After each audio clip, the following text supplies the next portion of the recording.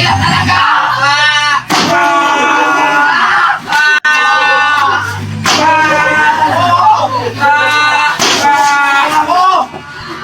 Ano na naman ako?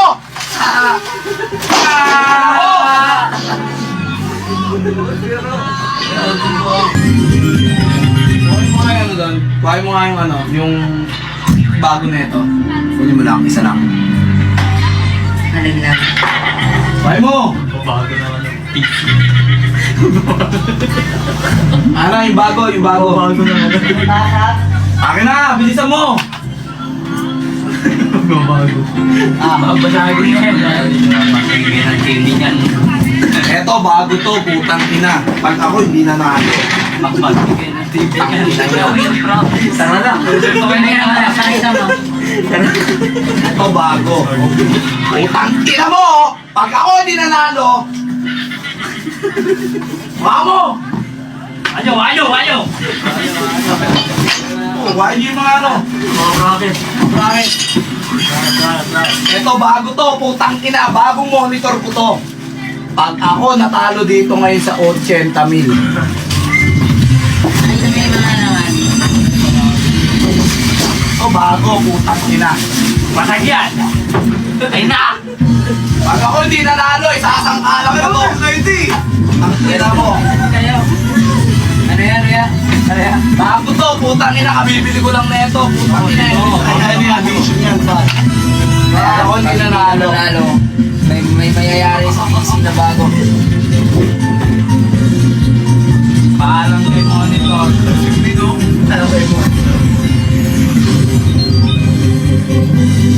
Wala na. Yes. Yes. Apol!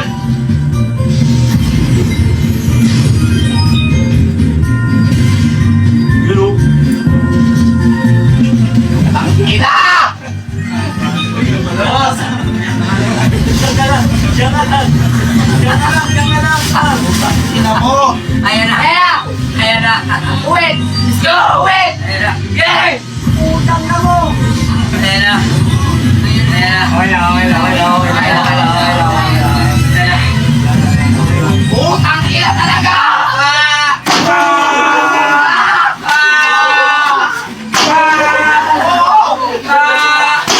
Ina mo! Ano na naman ako?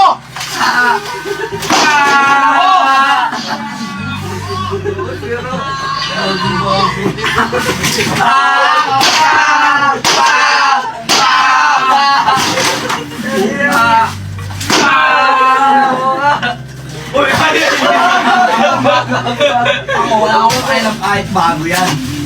Ano na naman ako, putang ina.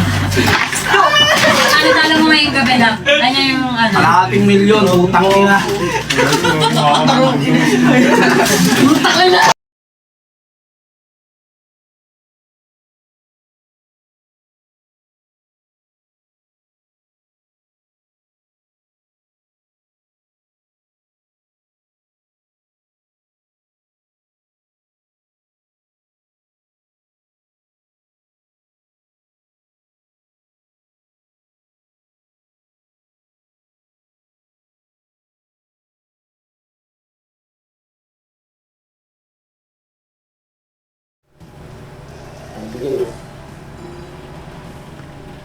Let's finish sa pa.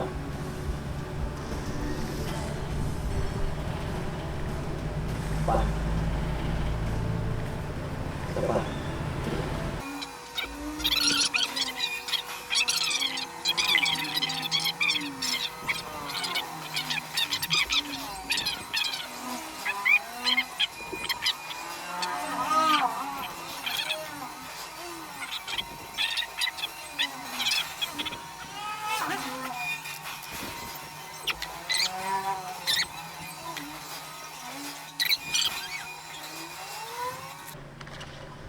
One fourth player and player and backup defender. Extra card for defender. That means 7 over.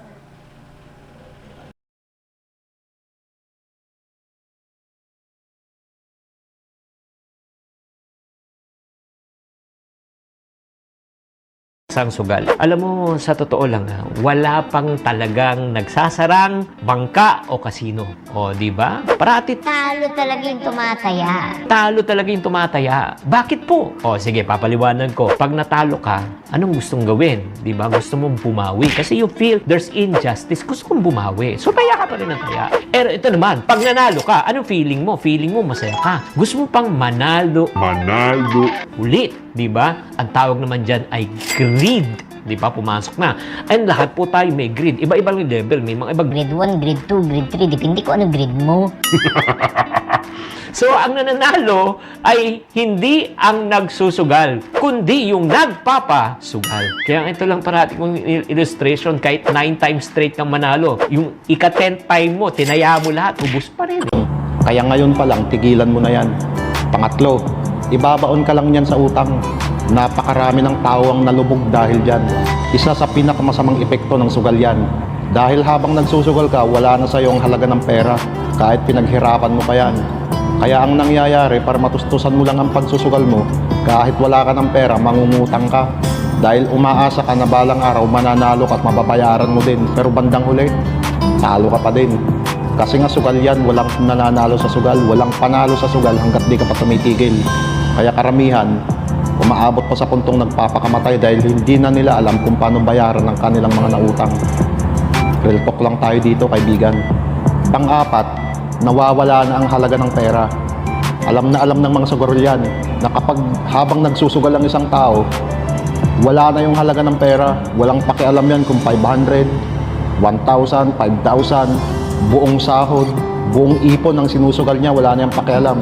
Basta mahalaga makapagsugal siya. Matustusan yung kati niya sa pagsusugal. Yan ang epekto niyan. Kaya nga umaabot pa sa punto na may mga nababaon sa utang dahil dyan. Dahil nga nawawala na yung halaga ng pera. Basta taya na lang ng taya na hindi nag-iisip. Hindi nag-iisip kung anong mangyayari kinabukasan. Ganyan tumakbo ang utak ng isang sugarol. Basta ang mahalaga makapagtaya, makapagsugal. Wala nang halagang pera. Gagawin ng lahat, matustusan lang ang pagsusugal niya. At panglima, ito ang malupit. Sisirain yan ng buong buo ang pagkatao mo. Uubusin yan ng pinansyal na pera mo. Sisirain yan ng pamilya mo. Sisirain yan ng pakikitungo mo sa ibang tao. Magbabagong takbo ng utak mo. Lalayo ka sa mga taong kakilala mo dahil nahihiya ka na sa mga ginagawa mo. Mababaon ka sa utang. Ang daming magiging epekto niyan sa isang sugarol. At umaabot pa nga sa punto na may pumapatay at sila na mismo ang nagpapakamatay, di ba? Kaya ngayon pa lang, mag-isip-isip ka na kung nakakabuti ba sa'yo o nakakasama yung sugal na yan. Kasi habang tumatagal ka dyan, dahan-dahan ka niyang sisirain na hindi mo nahahalata. Ganyan ang epekto niyan. So sana po meron po kayo napulot na lesson sa video content po nito. Please don't forget to put your comment down below for your suggestion. At pakishare na rin po ang video po nito. Nang sa ganun ay makatulong po tayo sa other viewers. Lalo na po dun sa makakabasa ng inyo po mga comments. So masasabi ko lang po dito, mas maganda na huwag na lang nating subukan na magsugal. Dahil sa sugal ay wala po tayong panalo dyan. Marami na pong sinirang buhay pagdating po dyan sa sugal.